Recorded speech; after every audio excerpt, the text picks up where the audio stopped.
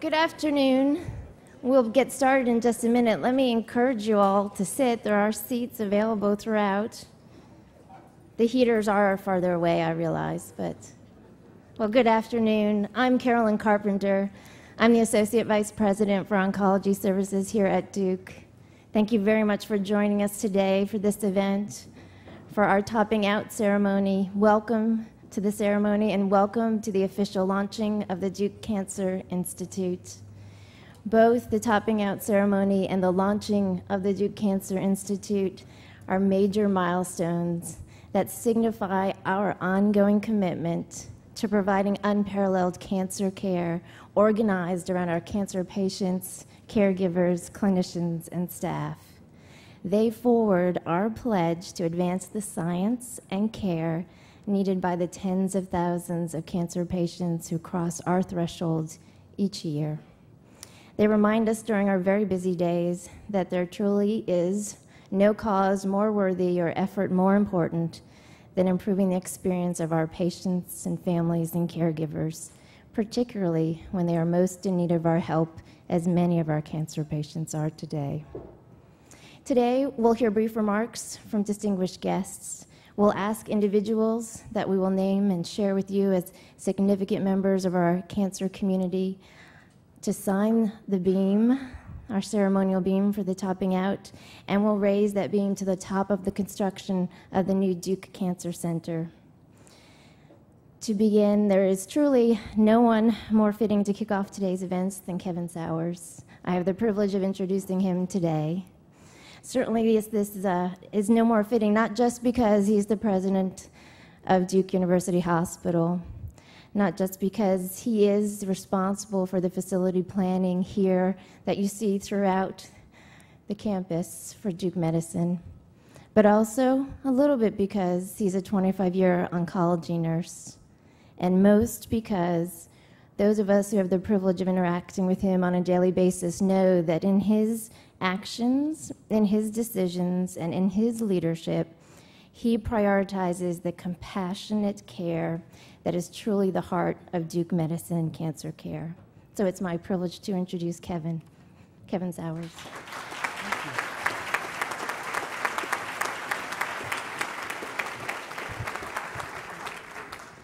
First of all, for those of you who know Carolyn, that's the slowest she has ever spoken. Dr. Zhao leaned over to me and said, "She's speaking very slow today."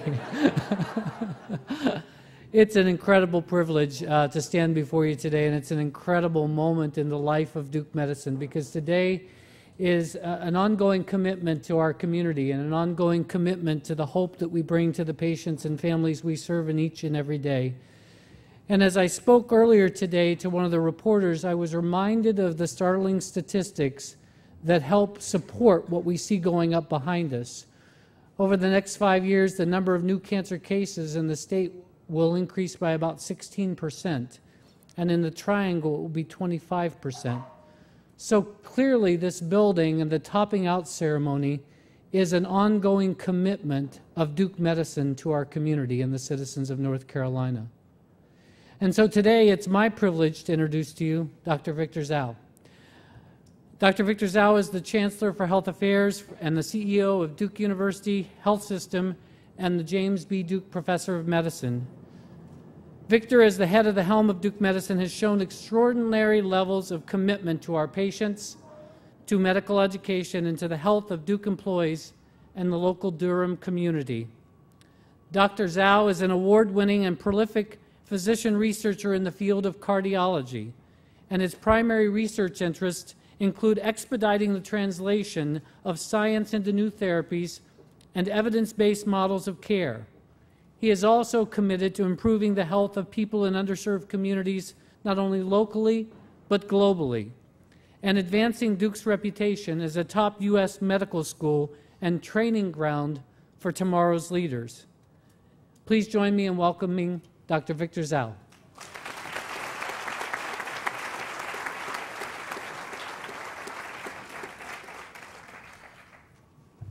Thank you, Kevin, and good afternoon. First, I want to thank all of you for being here, particularly those who come from far to help us celebrate this important event. I want to recognize a few people on the Duke team. First, Tom Gorey, who's the chairman of the board of directors of Duke University Health System. Tom, thank you.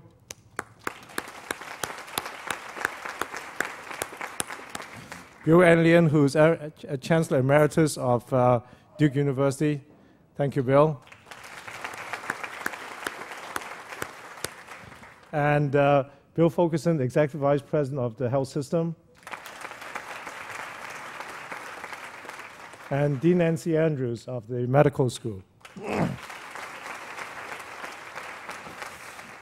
But I want to thank so many of you, and I apologize, I can't go through. It'll take me all afternoon to do so, to recognize everyone. But I do want to recognize Kevin Sowers, Monty Brown, and Carolyn Carpenter and their team. They've been involved with this planning and construction of this facility, and their hard work has resulted in us celebrating this topping off many weeks ahead of the original construction schedule. Is that great?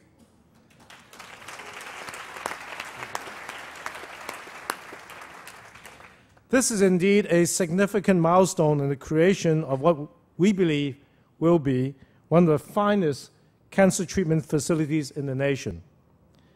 It represents a bold move, one being taken in the interest of our cancer patients throughout North Carolina, nationally and globally. People who are dependent on the innovative and leading-edge treatment provided every day by our faculty and our cancer-focused healthcare teams. The creation of the Duke Cancer Center not only speaks to our unwavering commitment to patients and to our communities, but also our commitment to optimally facilitate the work of our outstanding faculty and care teams. It also reflects our continuing commitment to all employees throughout Duke Medicine, as we believe strongly that this far-sighted project will contribute significantly to the success of Duke Medicine well into the future. This magnificent state-of-the-art clinical facility, you can see the framework right over there. It's really quite impressive. It's an important cornerstone of a much grander vision known as Duke Cancer Institute. Indeed, this clinical facility will be the principal site of clinical care delivery for the Duke Cancer Institute. So today I want to take advantage of the opportunity also to launch the Duke Cancer Institute. So what is the Duke Cancer Institute? It will be the organization that will functionally, physically, and organizationally integrate all cancer care and research at Duke. It represents an ideal approach to cancer care and cancer research. It will create the perfect environment for advancing progress against cancer, an environment in which all our cancer researchers, physicians, educators, and staff come together as one team focused around the needs of the patient. More than 100 clinical faculty and 500 clinical staff focused on treatment of various cancer will be brought together with over 300 basic scientists and clinical researchers, all with a common and primary focus on the war on cancer. The DCI will break down the departmental walls that traditionally fragment the approach to cancer treatment and research at even the finest institution in the country. We will organize ourselves in teams to address specific needs of different cancer types. For example, breast, lung, prostate, etc. These teams will have clinicians and scientists working side by side to move discovery to patient care. The Duke Cancer Institute represents our highest commitment to achieving that vision of transforming cancer care. Altogether, we will invest nearly $400 million to fulfill that commitment. This will include funding to construct a new cancer center building, as we are here to celebrate today, expand our clinical services, invest in state-of-the-art technologies, and recruit even more of the brightest and the best physician scientists in the world. I believe that these significant investments will help our vision become reality. At Duke, our vision is to bring the newest and most innovative treatments from the laboratory to the clinic even faster, to benefit not only our own patients, but patients around the world. This is a pivotal moment in the war on cancer, and it all started here at Duke, at the medical center consistently ranked among the very best in the nation for cancer care, in one of the original 8 comprehensive cancer centers designated by the National Cancer Institute. It's a designation that we've been proud of for over 40 years. Duke is a place where patients from all around the country and the world travel to get the very latest advances in cancer care. And now, with the creation of the Cancer Institute, those advances will be delivered faster than ever before. We will transform cancer care, transform cancer research, and find cures. I'll close by saying, again, that this is an important milestone in the creation of a facility and the launching of an institute, which I'm confident that our patients will feel a degree of compassion that will surpass anything they felt before. At Duke, it is all about hope, caring, compassion, and cure. And I hope that everyone will be here to join us in 2012 when we really open the facility. So again, thank you very much for being here, and Godspeed.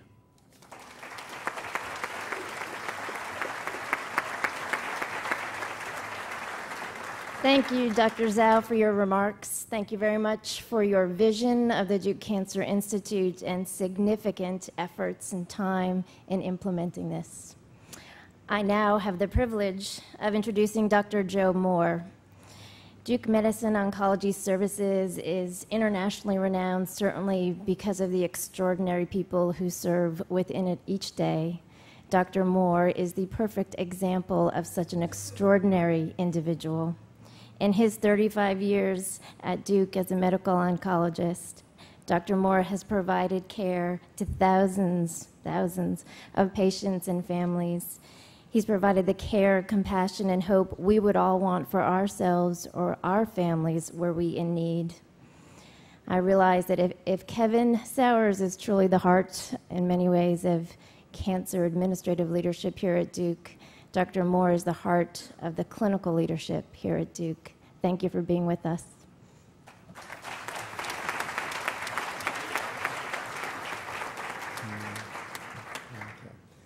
Thank you, Carolyn. I'll speak slowly, too. Okay. Thank you all for being here, really. This is extraordinary, and I want to thank all of you from every level, from those of you on the board, particularly those of you who are here, who work here, and I mean everybody, from radiology, from nursing, and all over. And all of you have had a hand, really, in the care of the extraordinary gentleman that I have the honor of introducing. I'd like to introduce to you Mr. Harry Rhodes. Harry's a friend. Harry's a cancer survivor, and really a pretty neat guy. And one of the reasons for that is his mom, Joelle, who's here with him. And I thank Alice, too, for being me. And she's put up with me all these years when I've been in the clinic with some of you late. I first met Harry as a member of the board of the Jimmy V Foundation, and we've been colleagues there for 17 years, which is hard to believe. But Harry is always a quiet, firm hand. But Harry knows everybody, and now he'll call me he usually calls me and says, "I'm by the picture of Bob Bast," and so I go out and see him. I think the farthest away, he said, "Well, I'm in Azerbaijan and just wanted to say hello." Yeah, that's the truth. One of those calls was extraordinary. 4.5 years ago, we were in New York, or headed for New York, for a V Foundation meeting. And Harry called me, and his first words were, "This is a call I hoped I'd never have to make." Okay? And he'll embellish that a bit, but he says, I have stage 4 malignant melanoma. I said, good grief, you know. So he brought all of his material to New York, and we were going to review it. And I was in the hotel after dinner in the Sony building, and didn't arrive. He and a large group of the other people on the board had gotten stuck for 2 hours in one of the elevators of the Sony building. We learned to call Rudy Giuliani, right? Okay. Harry is a cancer survivor, and he's really been a terrific benefit, to the V Foundation, to an awful lot of people who he knows, and to us, and certainly to me. And I have great appreciation for him being here today, and for his support of Duke Medicine, the Duke Cancer Center, and now going on forward to the Duke Cancer Institute. Harry?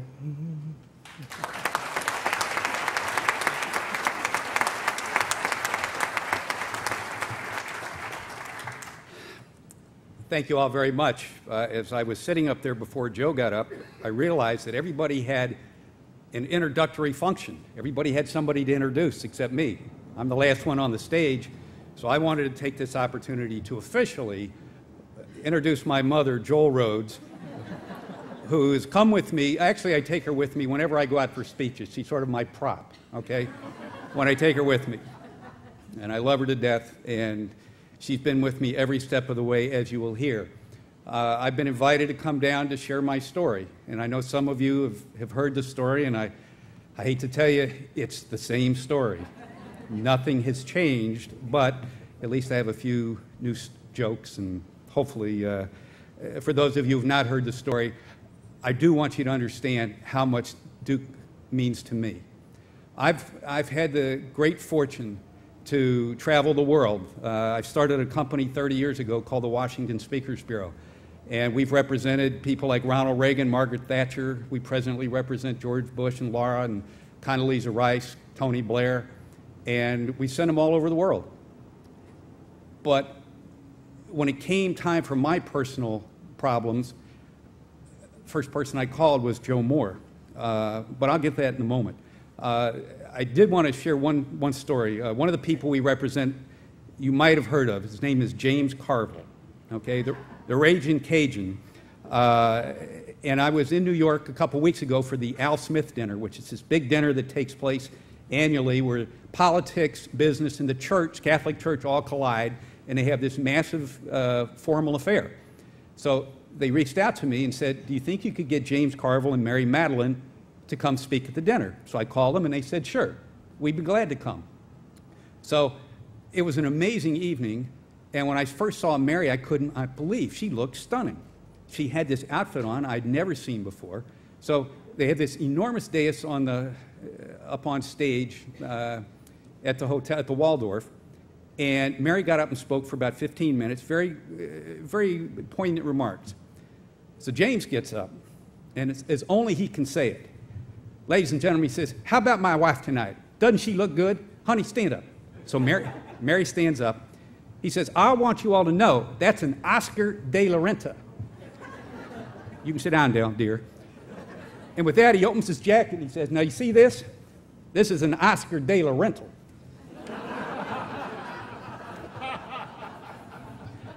Now, James is one of my favorite people, and early on, when he had signed on, we paired him up with Newt Gingrich. Now, that, if ever there was the odd couple, oh, you've heard of him, okay. Well, James and Newt went out for this engagement that I went to visit, and it's a group of 1,500 bankers, which isn't exactly James' sweet spot. So they were going to do a point-counterpoint, but each got up for 5 minutes to talk about what was on their mind and what they'd be talking about later on. So Newt got up. He was very forthright, very polite, shared with the audience, here's what I'm going to talk about today, and I'm glad to be here with my friend James Carville. And with that, he sits down. Now, Carville, never to be intimidated, he gets up on stage, takes his jacket off, rolls his sleeves up, undoes his tie, and lets loose with the following. Ladies and gentlemen, it's real good to be here today with my good friend Newt Gingrich. My God, this is a learned man. If my mama could see me now. This man's got more degrees than a thermometer. But I want to tell you something. When Newt Gingrich graduated from college, he graduated magna cum laude. Me, on the other hand, I graduated thank the Loudy.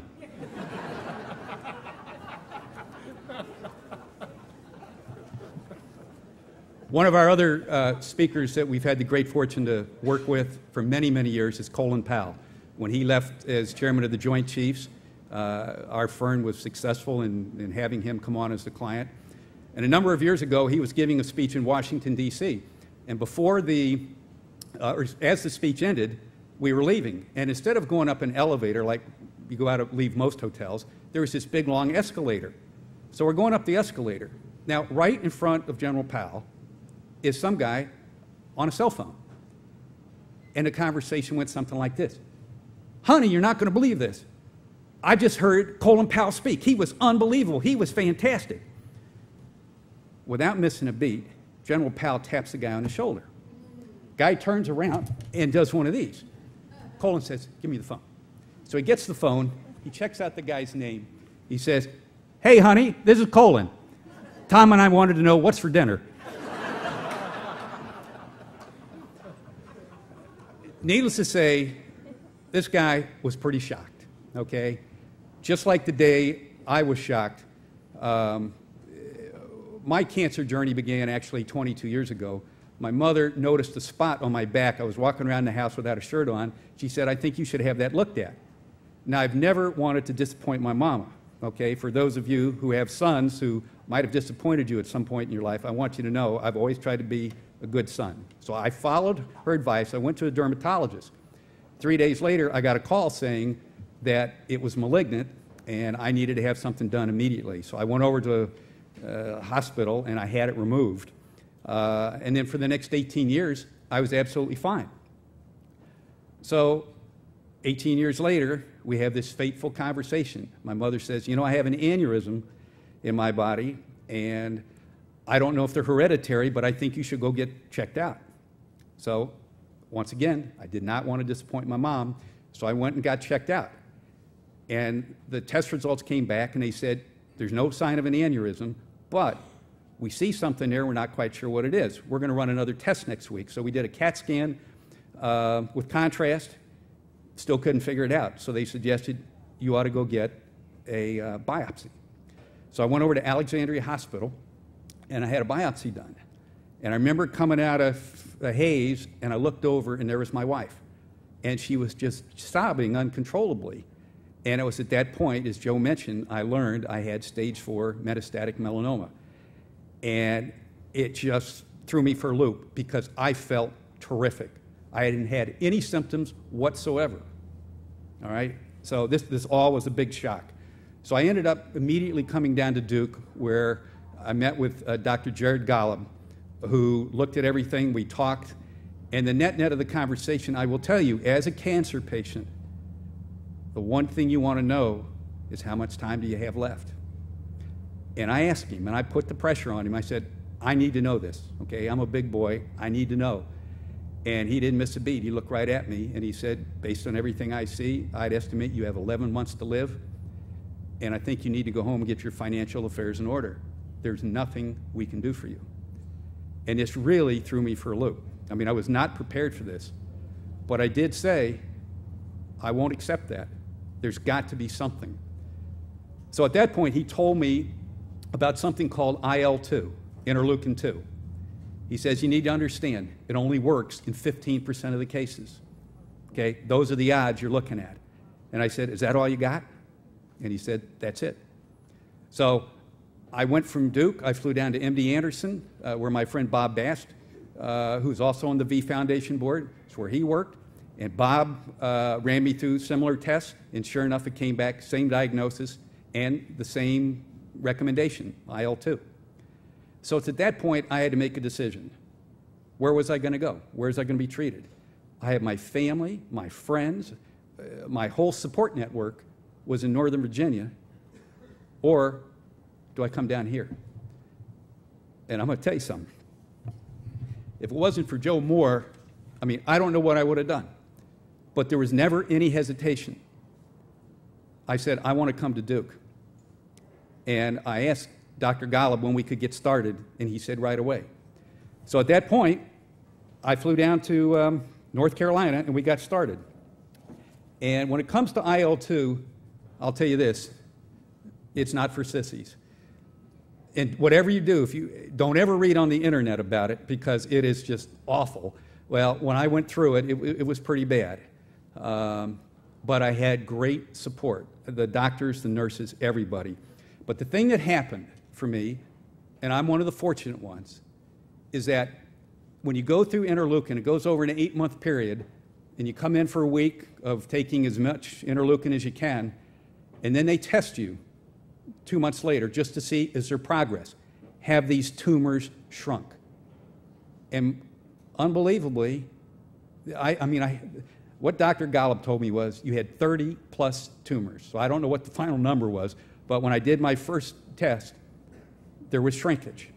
So I went through this, another cycle, came back for testing. It was more shrinkage. Finally, after the last dosage, and I came back for my last exam, Dr. Golub walked in with a sheet of paper, and he says, "You're in remission."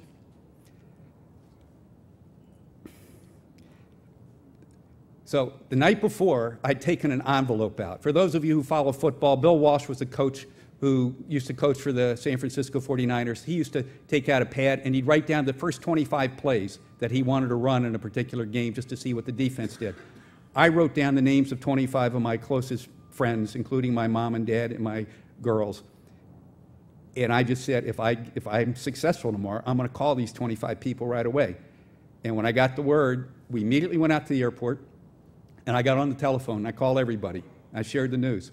So my wife and I flew back to Washington, and for those of you who've been to Reagan National Airport, as you walk down the corridor past the security gate, okay, that's where you get the escalators, you go down, and you leave the airport. Well, as we were coming through the security on the way out, I noticed in the distance there were all these people standing there, and I guess when I came into view, they all started jumping up and down and hollering and making a fuss. Now, this is 8 o'clock at night. And I said, wow, what's going on? Because my eyes are bad, and I couldn't figure out who that was. As I got there closer, I realized these are all the people I work with. And they'd all come out to the airport to welcome me home, including James Carville. I mean, he's everywhere in my life. I don't know how. But there he is. And I will tell you, it is the most humbling moment of my life to see them there. It was incredible. It made the journey worthwhile. So at that point, I was in great shape. And for 15 months, I was in remission. I'd come down every 3 months for my PET scan. Everything was great. No problems. But then I woke up one morning, and I started having stomach pains, and they were really severe. And I came down several times, and I had Joe Moore help me run these tests. And they'd look at it, and they couldn't figure out what the problem was, what was causing it. Is it indeed cancer-related? And so this is an amazing thing. I mean, I took the pill cam. I did everything possible to try to identify what is the problem. So on my last visit, Joe says, I've got an idea. So he takes the film, and he goes to find Dr. Doug Tyler, okay, the melanoma surgeon, if you will. And Joe Moore comes back in 30 seconds. He says, Doug Tyler found it. He looked right at the film, saw exactly what it was. You have a small tumor on your small intestine. And with that, it's like, oh, well, I had surgery. So now I've had cancer 3 times. And we have the surgery, I go through recovery, go back home, go to work, I feel fine. So I come down just for a routine checkup. And I'm glad you didn't have to see the look on Joe Moore's face that I did when he walked in and he says, we found another tumor. And I said, is this ever going to stop? And I talked to Joe, and we got a hold of Doug Tyler and immediately went in for more surgery. And this time they found a tumor in one of my lymph nodes. They removed it. I'm happy to tell you, it's been 2 years and 2 months, but who's counting, okay? It's been 2 years, 2 months since I've been in remission, and I feel just terrific.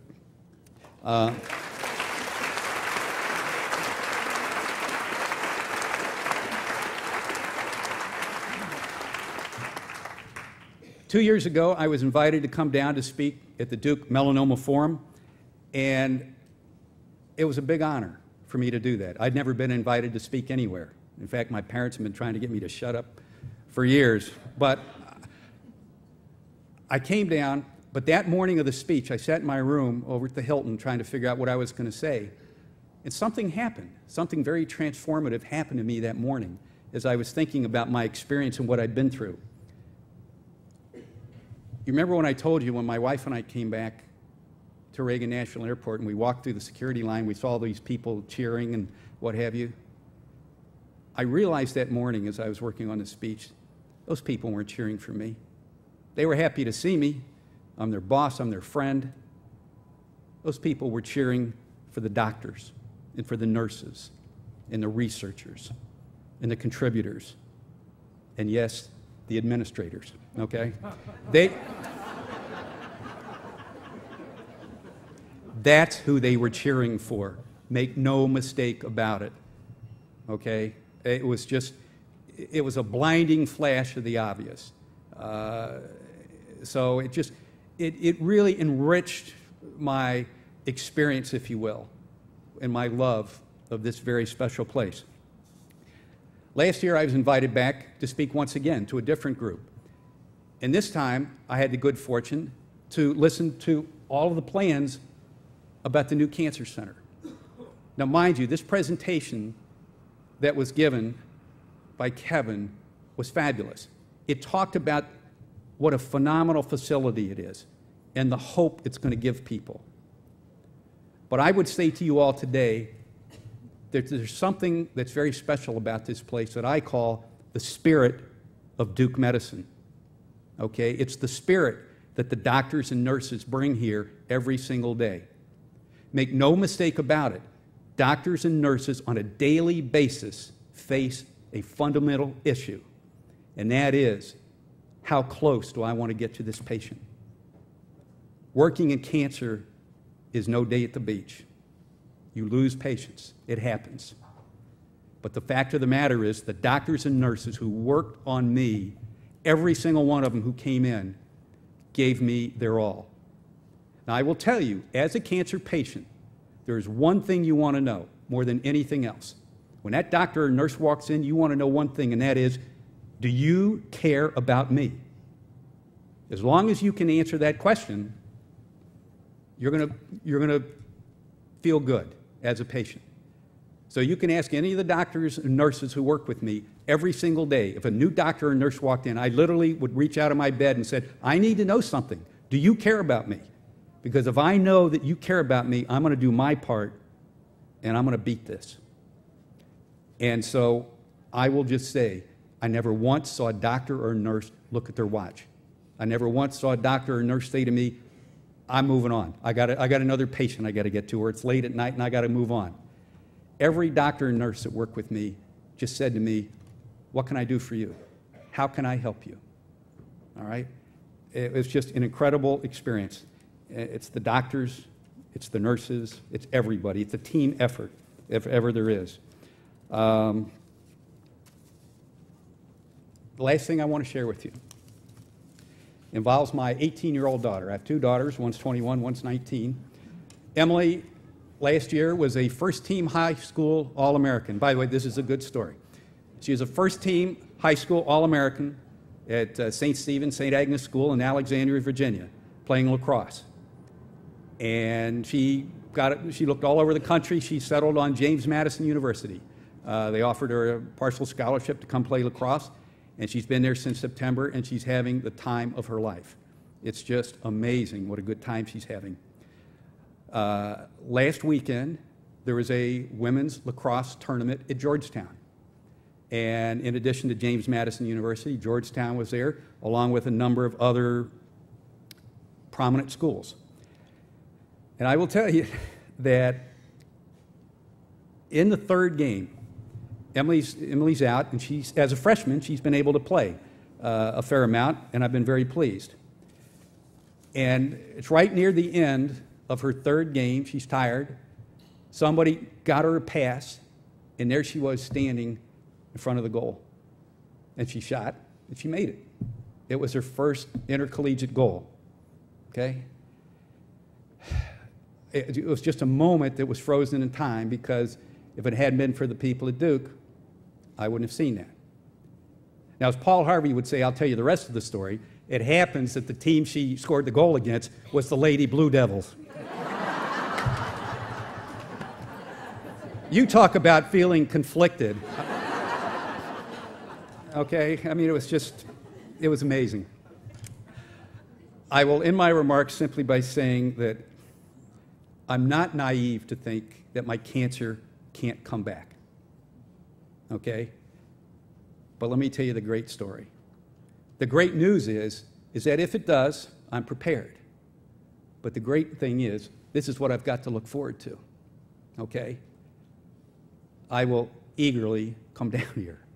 Okay? It's something that the nurses and the doctors are very special. And to them, I will end my remarks by simply saying, thank you for caring about me. Thank you.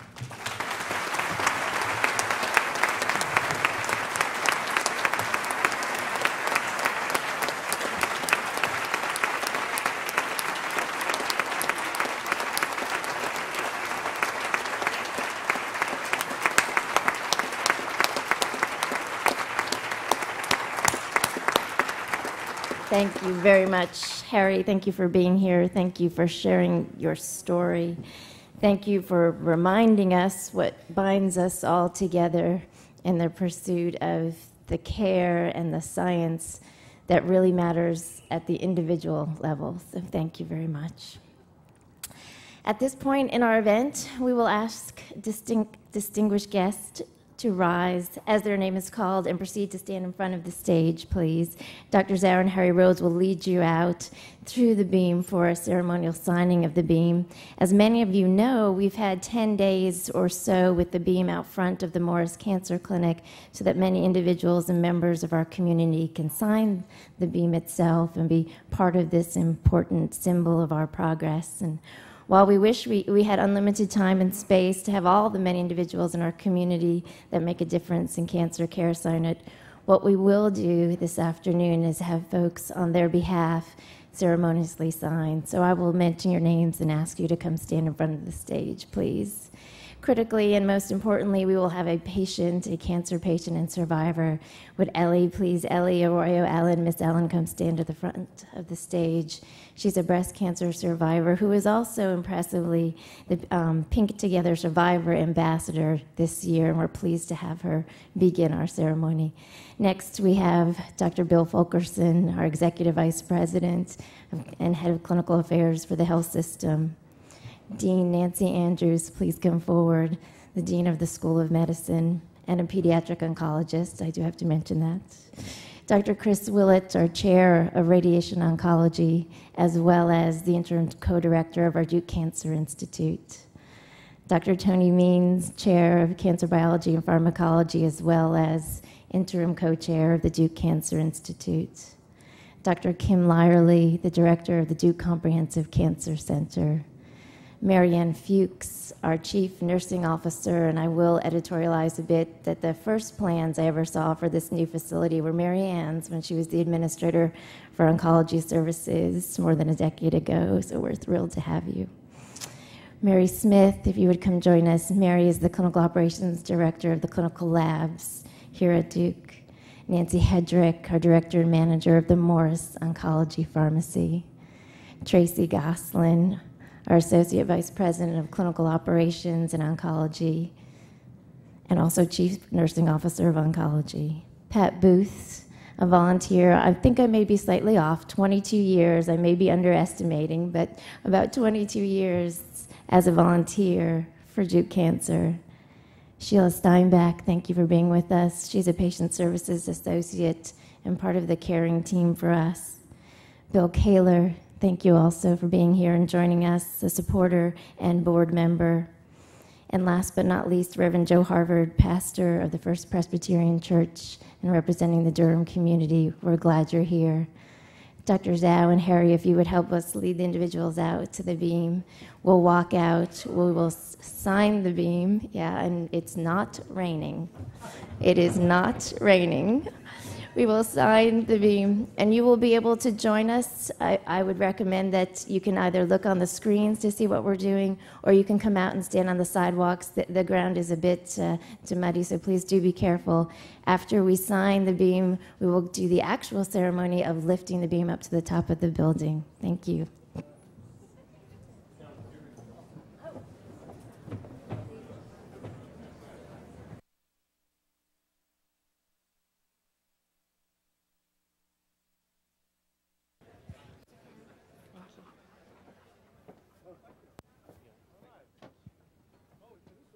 No, it's not.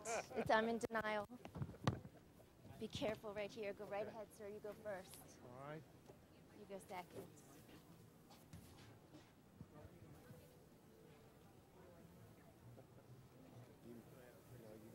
I've already had it.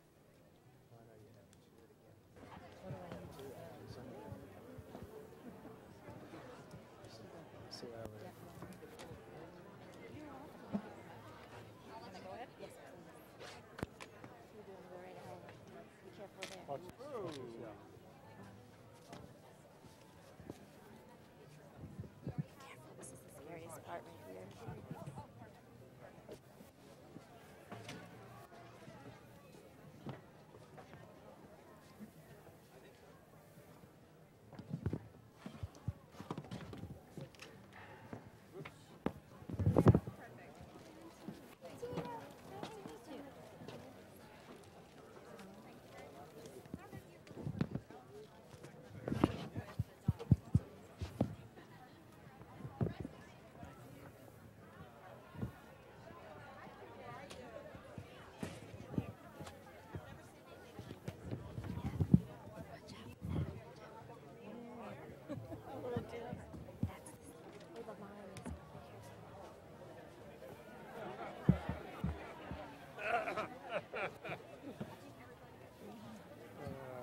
You were terrific.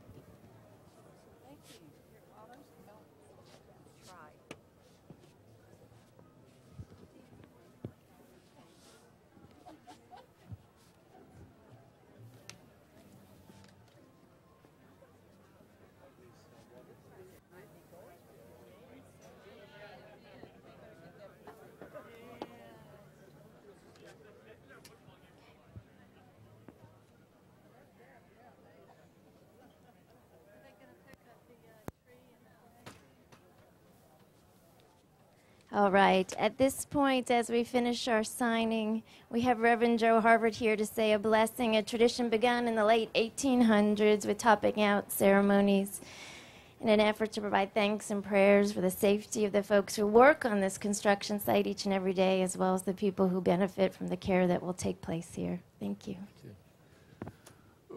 Will you join me in prayer? Creator God, you have made us all in your image, and you're a God of hope and healing. We gather here now to bless this beam as a symbol of our asking for your blessing for the work that is to be begun here. We pray that you will bless the workers. We pray for their safety and for their well-being. We give you thanks for the healthcare providers, the administrators, the patients, everyone who will benefit from the work done here. Let the healing and hope that you wish for all humanity to take place here. May it give encouragement and strength and vitality to people in pain. Be present here and let your healing presence be a source of great hope in this place and for these people this day and forevermore. All this we pray in your holy name. And all God's people said, Amen. Amen. Thank you. We are ready to raise the beam.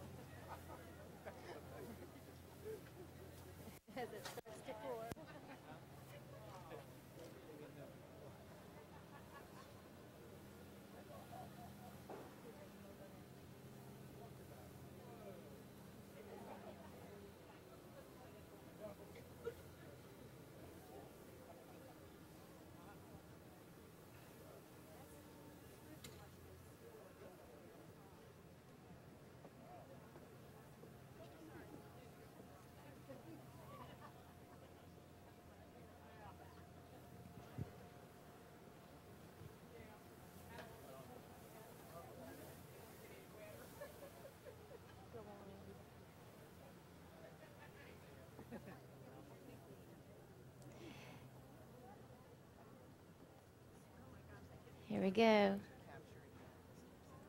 sure am. Oh, hey! How are you? Why don't you come?